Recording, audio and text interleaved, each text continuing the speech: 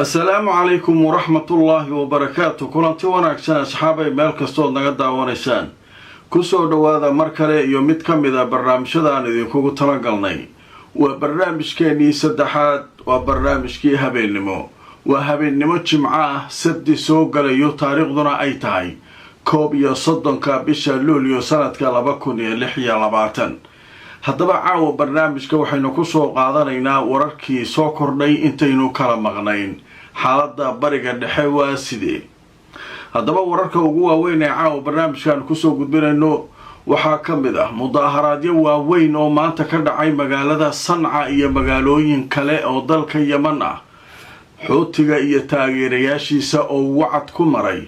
dowladaha taageera Sacuudiga isbahaysigiisa ee ku xadgudba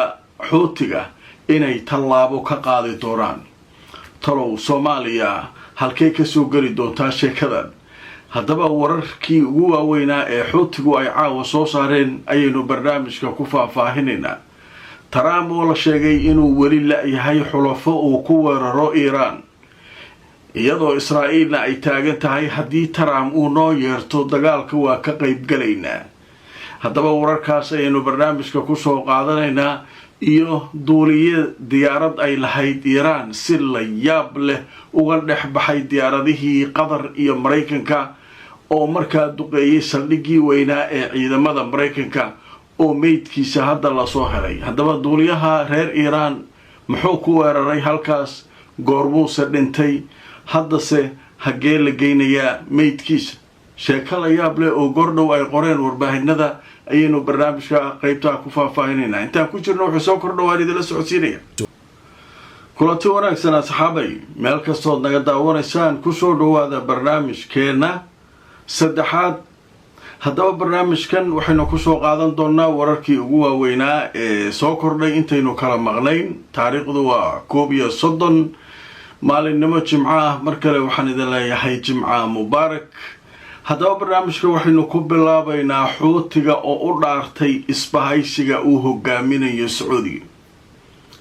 isbahaysigan muxuu yahay waa midka xalay ka hadlaynay ilaa hadda 14 dowladood la hayaa waxaa ku jira Soomaaliya iyo Djibouti iyo Turkiga iyo Masar iyo Qatar iyo badan yihiin Pakistan iyo dowlado badan ku jira ayaa marka Bangladesh xataa ka mid ah iyo Nigeria iyo dad badan ku jira isbahaysigaas marka waxaa loo sameeyay Sacuudiga u sameeyay inuu kula dagaalamo xuutiga xalaya marka warbaahintu aad uga hadlaysay xuutigu maanta marka waxay sameeyeen mudaaharaad galabtii la sameeyay mudaaharaadkooda ay duhurkii waa kulay marka mudaaharaad magaalada Sanca iyo magaalooyin kale taageerayaasha xuutiga oo odayaal leh oo dad dhalinyaro leh ayaa isu soo baxay waxay ku dhaaranayaan cid kasta oo Sacuudiga ku taageerta inuu annagana soo weeraro waa weerari doonaa kii aan gaari weyno naga fogna maraakiibtiisa ku sugaynaa inta maraakiibtooda aan halkan ku gaadaynaa wixii halkan soo mara nagta ka saarayna muujida midkaan la gaari weyno gantaalka iyo droniskana halkan markuu soo mara nagta ka saarayna inay haddaba marka sheekadu way kululaatay annaga marka meesha waxbaa looga jira walaalahan reer Djibouti iyo annaga iyo Soomaaliya haddaynu nahay iyo meesha oo ku jirnaa isbahaysigaas marka ilaahowna badbaadi waay marka xaalku halkaas u baray oo la soo hajabayaa haddaba marka aan tuso wararkii ugu dambeeyay sheekada laga qoray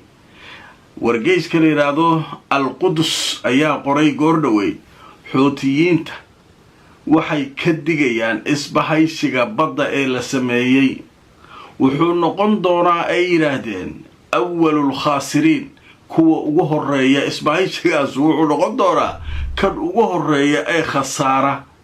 haddaba jamaacada ansaarullah xuutiyiinta dalka Yemen ayaa jimcaha waxay sheegeen in ay dowlado lagu soo taraarixiyay ama la soo geliyay isbahaysiga badda ee markaa Sacuudiga uu cilaamiyay sameyntiisa laakiin waxay sheegeen ha ogaadeen dowladahaasu iyo kuwa doonaya inay hadda ka qayb galaanba inay noqon doonaan kuwa ugu horeeyo khasaara inaysan khasaari doonin xuutiga awwalul khaasiriin ay noqonayaan ha ogaadeen kuwa hadda isbaahaysiga galay iyo kuwa ku fakaraya inay galaan haddayna soo weeraraan annagu ma noqon doono kuwa ugu horreeya ku khasaara dagaalkaas laakiin kooxdan na soo weerari doonta waxay noqon doonaan awwalul khaasiriin kuwa ugu horreeya ee khasaara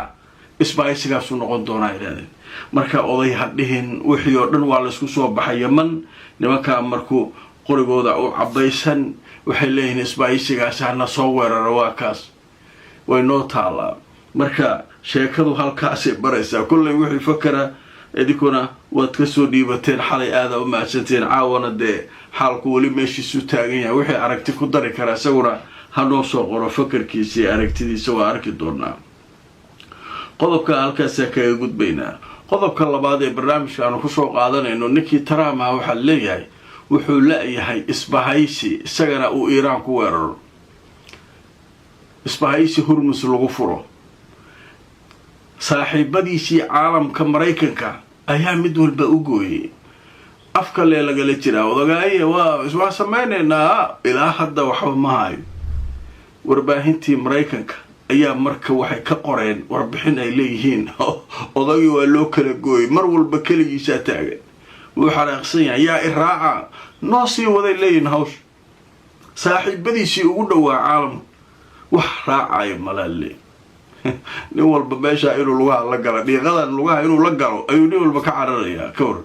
haddaba aanadi tuso isla wargeyska Al-Qudus ayaa wuxuu soo xiganayaa wargeyska la yiraahdo Politico marka Mareykanka ka soo baxa waxaa la sheegay xulafada Mareykanka ee caalamka inay ka baqeen dalabka Trump ee ah inay la galaan Iiraan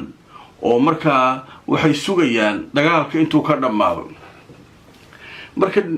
warbixin dheer waaye marka waxay leedahay Politico xulafadiisii Mareykanka xawla caalamka dhan way ka baqeen sheekadan marka waxay sugayaan lugulaha intuu dagaalka ka dhameeyo dagaalka tuu dhamaad macallinka dagaalka in la gal rabaay marka odaga marka waxa leeyahay meeshaas dharbaaxyo xuna kaga dhacdaa leeyahay saaxiibtinimadu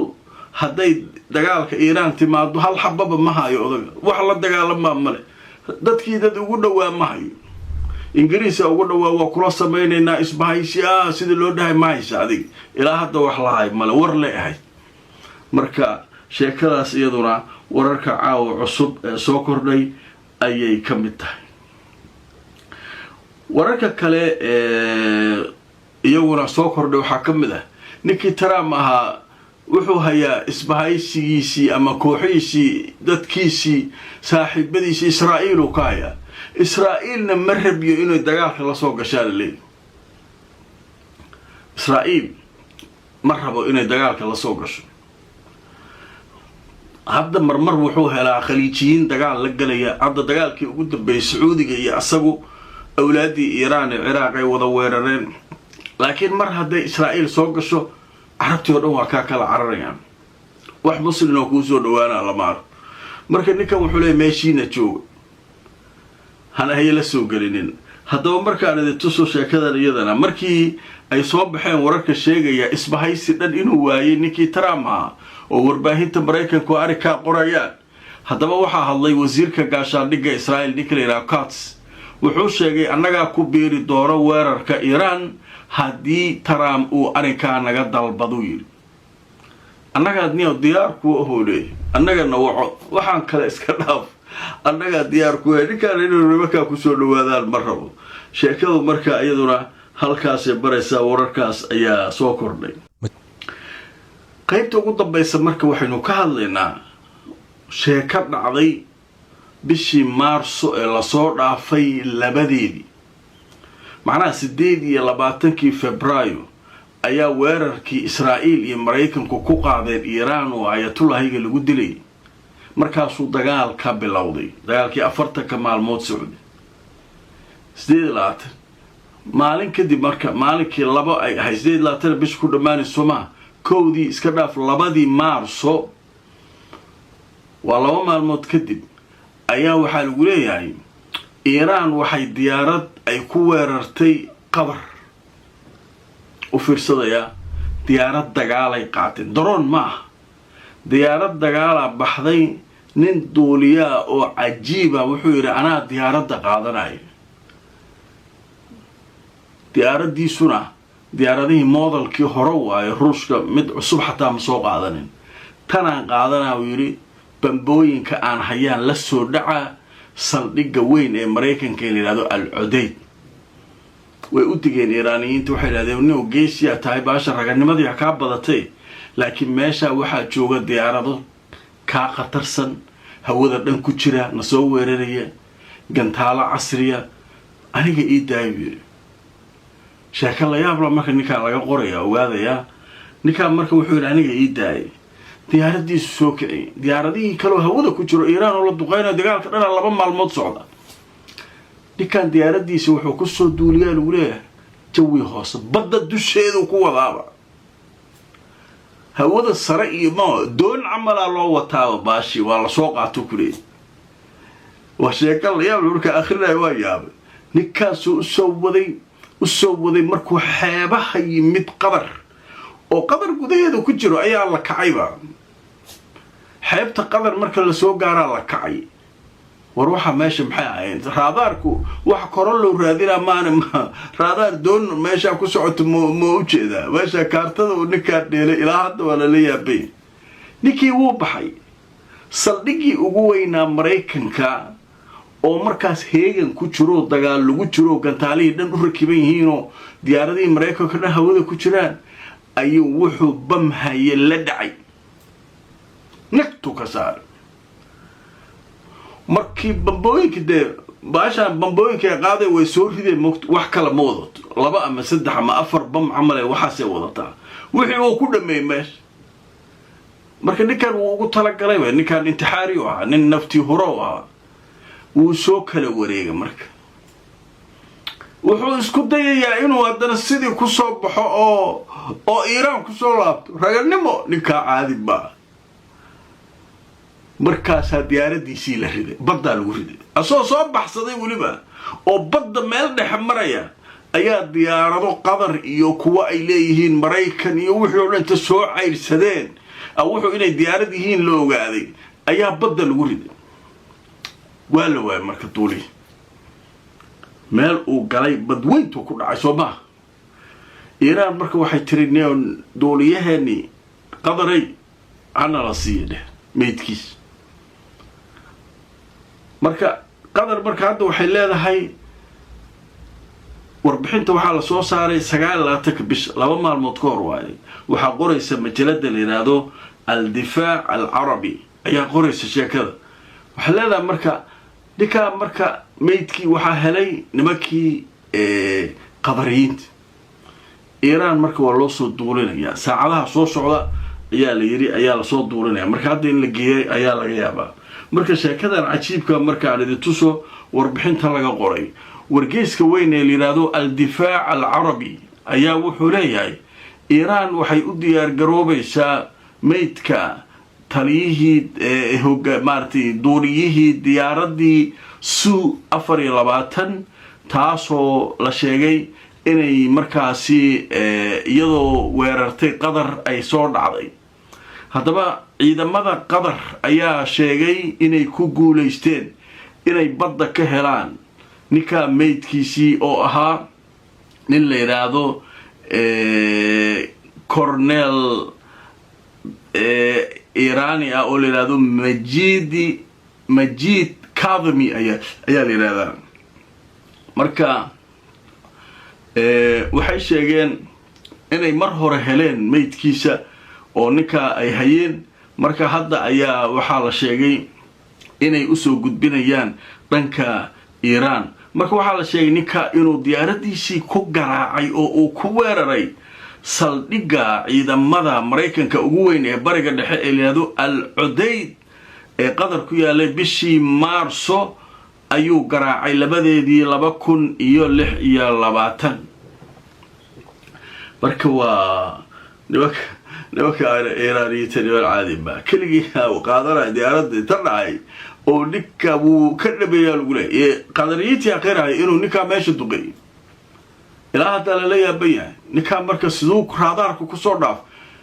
iyadoo diyaarado weliba hawada ku jiraan oo diyaaradii Israa'iil kuwii Mareykanka la duqaynayo Iiraan oo dagaalku bilow yahay oo meesha dhan wada diyaarad tahay ninkaan cirka maxaa geynayaba farsamo yaqaan weyn oo ahaa hawada sare oo la soo ridaa maxaa geynaya ninkaan markuu kacayba badle u dhaxaysa iyaga iyo maartay iyo qadar iyo badda u dhaxaysa la soo xaluushino rag waa iska dhaaf haddaba barnaamijka qaybtaas ayaa ugu dambeysay wixii fakari aragti aad noo hayso noo soo qora inta aan mar kale kulmayno meel kastoo aad joogtaan nabadgelyo